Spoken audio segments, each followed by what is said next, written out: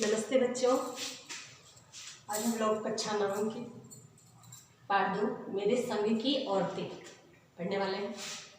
प्रस्तुत संस्करण लेखिका मृदुला गर्ग द्वारा लिखा गया है। इसमें लेखिका ने अपने नानी और नाना के स्वभाव और व्यक्तित्व पर प्रकाश डाला है।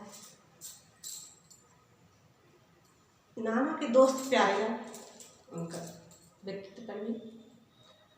माँ की सास यानी दादी, और 5वां चरित्र है उनकी परदादी,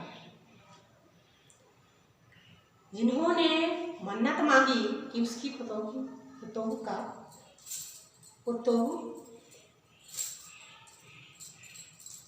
पहला बच्चा लड़की।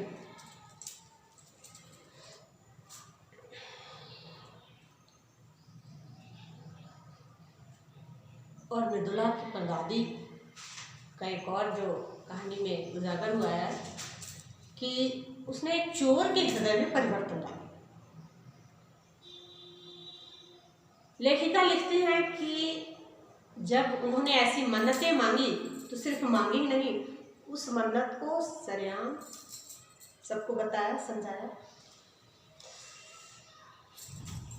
कहा। लेखिका लिखती है कि लड़की की गैरवाजिब जुस्तजू सुनकर भगवान कुछ ऐसे अफरा तफरी में आ गए कि एक के बाद एक पूरी 5 कन्याएं धरती पर उतार दी। 5 उनकी बहनें हैं। सबसे बड़ी मंजुला भगत, जिसका घर का नाम रानी है। उनका जन्म 1936 में हुआ, वो भी हिंदी लेखिका है। दूसरा मृदुला भगत, लेकिन उन्होंने शादी के बाद अपनी टाइटल उर्मिला गर्ग, जिनका जन्म 1938 में कलकत्ता में हुआ।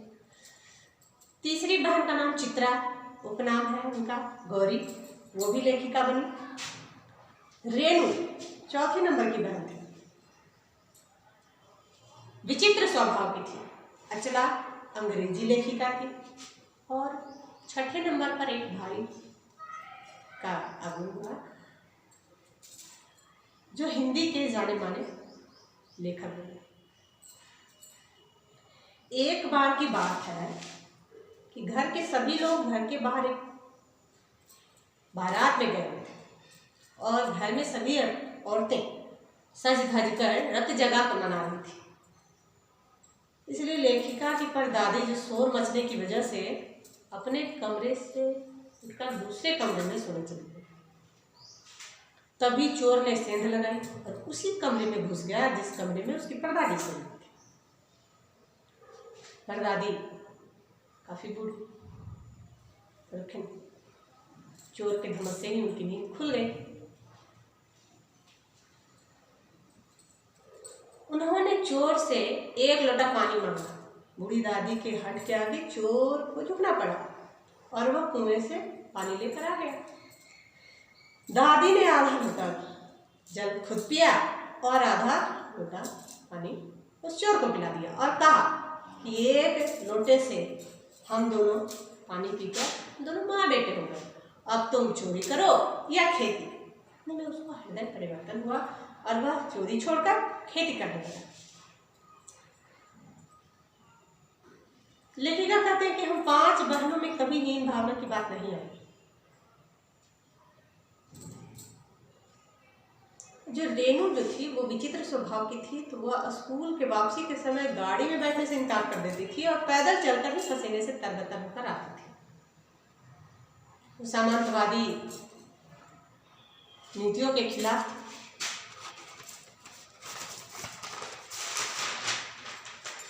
उनके विचार में सामंतवादी व्यवस्था अच्छी नहीं लगती। वो तो यहाँ तक मानती थी कि बीए करना क्यों जरूरी है, वो ये भी उचित नहीं समझती थी। अचला सबसे छोटी बहन जो थी वो पत्रकारिता और अर्थशास्त्र की छात्रा थी। उसने पिता की पसंद से शादी कर ली थी। उसने भी लिखने का रोक लगा लिया था, वो भी लिखती थी। सभी शादी का निर्वाह भली भांति किया। लेखिका शादी के बाद बिहार के एक कस्बे डालमिया नगर में रहने लगी। वहीं पर वहां की औरतों के साथ उन्होंने नाटक भी किए। इसके बाद मैसूर राज्य के कस्बे में बागलकोट में रही। बागलकोट में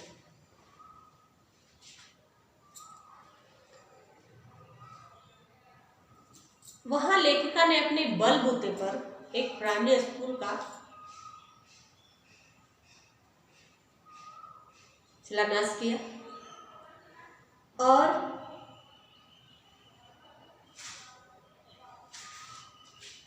उसमें पढ़ने वाले बच्चे उनके भी थे और अन्य अफसरों के बच्चे भी थे। अपनी पढ़ाई करते और फिर अन्य बड़े शहरों में उनका फिर दाखिला हुआ। विद्यालय खोलकर लेखिका ने दिखा दिया कि वो अपने प्रयास में कभी असफल नहीं हो सकती। वो अपने प्रयास में कभी भी असफल नहीं हो सकती और होना भी नहीं चाहिए। मनुष्य सर्वश्रेष्ठ है नहीं। जब वो प्रयास करे तो सार्थक प्रयास हो। और वो विद्यालय खोली, उनसे बच्चे लाभान्वित हुए। लेकिन फिर भी वह छोटी बहन से कमतर आती थी। वो अन्य घटना का स्मरण करती हुए लिखती हैं कि दिल्ली में 1950 के अंतिम दौर में 9 इंच बारिश हुई थी तथा चारों तरफ पानी भर गया था। रेणु की स्कूल बस नहीं आई थी। सबने कहा कि स्कूल बंद होगा, अतः वह स्कूल नहीं जाए, किंतु वह नहीं मानी। कौन? रेणु नहीं मानी और फिर भी वह स्कूल 2 मील पैदल अपने धुन की पक्की पैदल चलकर स्कूल गई और स्कूल बंद होने पर वापस लौट कर आई। लेखिका मानती है कि अपनी धुन में मंजिल की ओर चलते जाने का और अकेलेपन का कुछ और ही मजा होता है। अपने धुन में जब मनुष्य आता है तो उसका भी एक अलग मजा है और वह सार्थक है। वह उसे लक्ष्य तक पहुंचाएगा, ऐसा वो मानती है। इसलिए हमें भी अपनी धुन, अपनी लगन, मेहनत को उस ओर लगाना है जिस ओर हमारा कल्याण है। इसी के साथ आज तक के लिए एक पद्य पे छोड़ जाती हूँ। जो तिल माही तेल है, एक पद्य है कि जो तिल माही तेल है, जो चकमक में आग, तेरा साईं तुझ में जाग सके तो जाग। मतलब जिस तरह से तिल में तेल छुपा है, चकमक में आग छुपा है, उसी प्रकार हमारे पास जो समस्या है उसका समाधान भी हमारे ही पास है। जरूरत है उसे उस पर विचार मंथन करने की। और जब हम विचार, बुद्धि, विवेक लगाते हैं तो वो समस्या तुरंत समाधान हो जाता है। इसलिए प्यारे बच्चों, आप लोग भी इस कहानी को पूरी तरह से पढ़ें, आत्मीयता से पढ़ें, ताकि आपको समझ में आए और इसके प्रश्नों को हल करें। साफ कॉपी बनाते जाएं।